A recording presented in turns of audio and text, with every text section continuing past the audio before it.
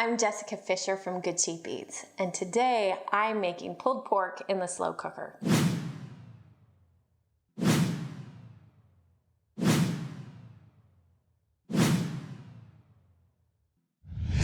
One of the things that I love about this recipe is that I developed the spice mix to be super versatile. I can use the pulled pork in tacos, but I can also use it in barbecued pork sandwiches.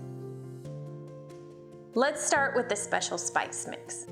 I combine 1 tablespoon salt, 1 tablespoon garlic powder, 1 tablespoon onion powder, 1 tablespoon onion flakes, 1 tablespoon chili powder, 1 teaspoon black pepper, 1 teaspoon ground cumin, half a teaspoon ground cloves, and 1/4 teaspoon cayenne pepper.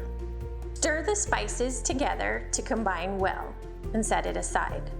Next, remove the roast from the packaging and place it in the bottom of a large slow cooker. Sprinkle the spice mix all over the roast, turning the meat to coat all sides. Cover the slow cooker, turn on the machine, and cook for 6 hours on high or 8 to 10 hours on low. The meat will be so tender that it will easily shred with 2 forks or a pair of tongs. You can serve this right away, or you can package the meat for freezing.